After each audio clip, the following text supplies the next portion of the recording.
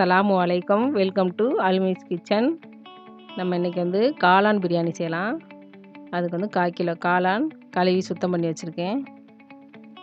வெங்காயம் வந்து ஒரு 3 வெங்காயம், பெரிய வெங்காயம் நறுக்கி வச்சுருக்கேன். 2 தக்காளி, புதினா மல்லி கொஞ்சம், எலுமிச்சம்பழம் வந்து ஒரு எலுமிச்சம்பழம் பிழிஞ்சு வச்சுருக்கேன். மல்லித்தூள் வந்து 1½ ஸ்பூனு, மிளகாப்பொடி 1½ ஸ்பூனு, மஞ்சள் பொடி வந்து 1/2 ஸ்பூன் வச்சுருக்கேன். இஞ்சி பூண்டு வந்து ஒரு 2½ ஸ்பூன் வச்சுருக்கேன்.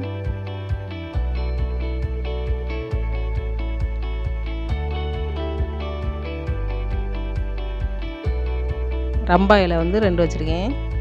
தயிர் 1/2 கப்பு, பட்டை 2, ஏலக்காய் 3, கிராம்பு ஒரு 3, ஒரு அன்னாச்சி பூ, 4 பச்சை மிளகா, தேவையான அளவு எண்ணெய் வச்சுருக்கேன். இப்போ நம்ம அரிசி கழுவி காய வச்சுருக்கோம். இப்போ எண்ணெய் ஊற்றிக்கிடலாம். பாத்திரத்தில் வெங்காயத்தை போட்டு வதக்கிடலாம். இப்போ பட்டை ஏலக்காய் போட்டுடலாம். நல்லா இந்தளவு வேகணும். நம்ம இஞ்சி உடைப்பை போட்டுக்கலாம்.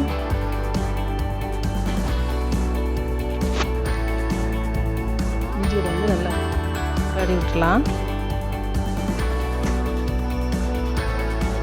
ரம்பா இலை சேர்த்துக்கலாம். பச்சை மிளகா சேர்த்துக்கலாம். தக்காளியும் சேர்த்துக்கலாம்.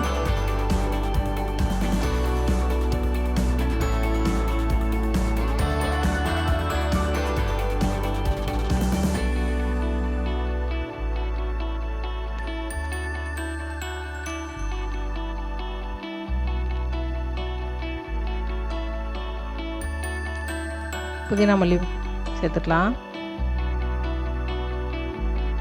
எல்லாத்தையும் நம்ம நல்லா கலக்கி விட்டுலாம்.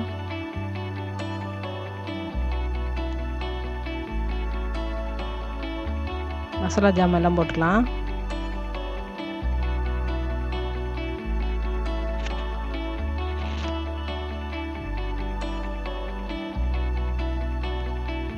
மசாலா வடை போனோன்னே எண்ணெய் பிரிஞ்சு வந்துடும். நம்ம இப்போ வந்து தயிரை ஊற்றிக்கிடலாம்.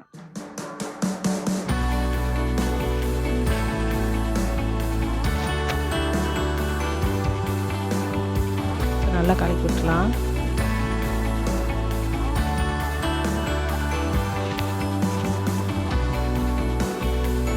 இப்போ நம்ம அலசி வச்ச காளானை போட்டுடலாம்.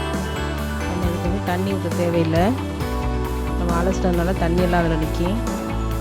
கொஞ்சம் வெந்தோடனே தண்ணியெல்லாம் வெளியேறிடும். தேவையான அளவு உப்பு போட்டுடலாம்.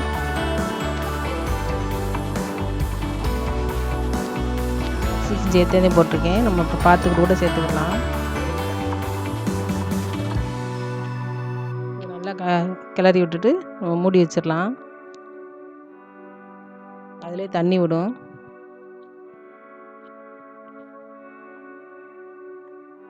பாருங்கள், இப்போ இவ்வளோ தண்ணி விட்டுருச்சு.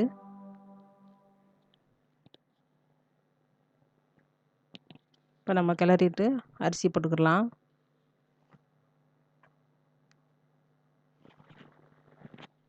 எலுமிச்சம்பழத்தை ஊற்றிக்கலாம்.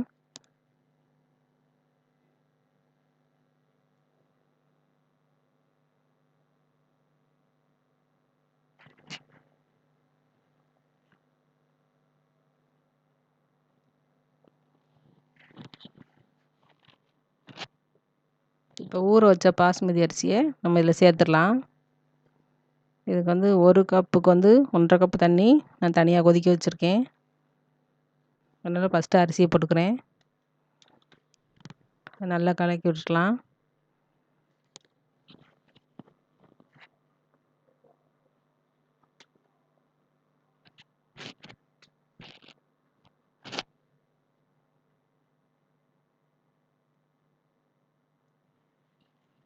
இப்போ கொதிக்கிற தண்ணி நான் ஊற்றிடுறேன். அளவு தண்ணி எடுத்து வச்சுருந்தேன்.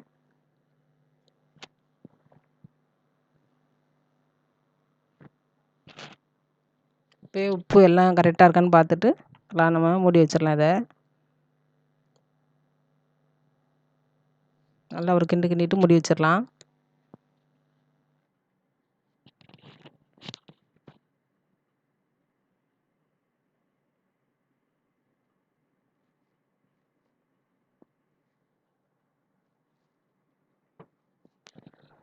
பாருங்கள் பாதிக்கு மேலே வெந்துருச்சு.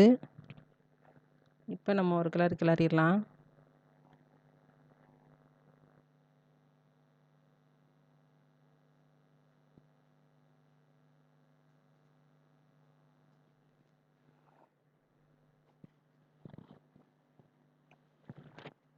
ரம்பையில் வந்து உங்களுக்கு ஆப்ஷனல் தான். நீங்கள் தேவை இருந்தால் போட்டுக்கோங்க.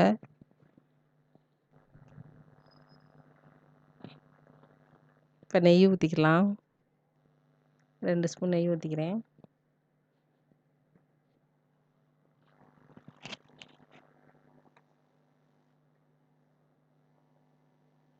இப்போ நெய் ஊற்றி நல்லா ஒரு கிண்டி விட்டுக்கலாம்.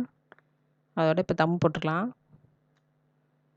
ஒரு 1/4 மணி நேரம் வந்து நம்ம வந்து பழைய தோசைக்கல்லை வந்து காய வச்சு அதில் போட்டுக்கலாம். இப்போ வந்து கொஞ்சமாக நான் ஃபுட் கலர் சேர்த்துட்றேன். அதை மூடி வச்சு நம்ம ஒரு பழைய தோசைக்கல்லை போட்டுடலாம். பாருங்கள் எல்லாம் ரெடி ஆயிடுச்சு. மசாலா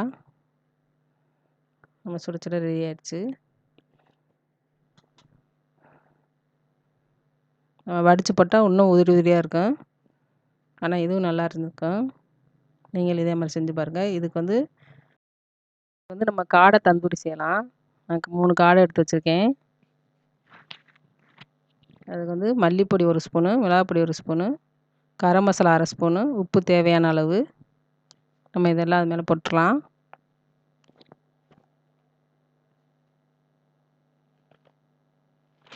ஒரு ஸ்பூன் தயிர் ஊற்றிக்கிடலாம்.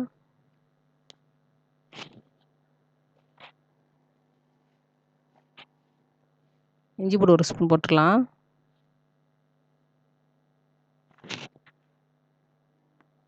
எலுமிச்சம்பழம் ஒரு பாதி புழிஞ்சு ஊற்றிடலாம். இப்போ நல்லா புரட்டி வச்சிடலாம் இதே மாதிரி. இப்போ கார்ன்ஃப்ளவர் மாவு போட்டுடலாம். இப்போ ஒரு 1/2 மணி நேரம் ஊற வச்சுட்டு நம்ம பொரிச்சுக்கலாம். ரொம்ப எண்ணெய் ஊற்றி பொரிக்க தேவையில்லை. கொஞ்சமாக எண்ணெய் ஊற்றினா போதும். ஒரு 2 ஸ்பூனு.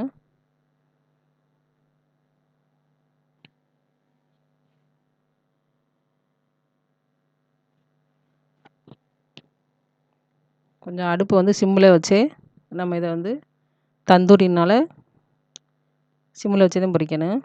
ரொம்ப எண்ணெய் ஊற்றலை நம்ம. இப்போ புரட்டி விட்டுடலாம்.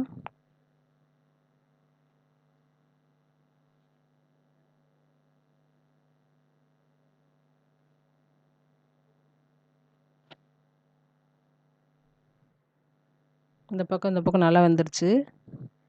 இப்போ வந்து நடுவில் வேகிறதுக்கு வந்து நம்ம கம்பி வந்து வச்சு இந்த மாதிரி தூக்கி முன்னாடி வச்சிடலாம் அடுப்பில். அது தீயிலே நல்லா இதாயிரும், வெந்துடும். நல்ல மணம், தந்தூரி மணமாக இருக்கும். நீங்கள் உங்கள் வீட்டில் இதே மாதிரி செஞ்சு பாருங்கள். எங்கள் சேனல் உங்களுக்கு பிடிச்சிருந்தா சப்ஸ்கிரைப் பண்ணுங்கள். தேங்க்யூ. அஸ்ஸலாமு அலைக்கும்.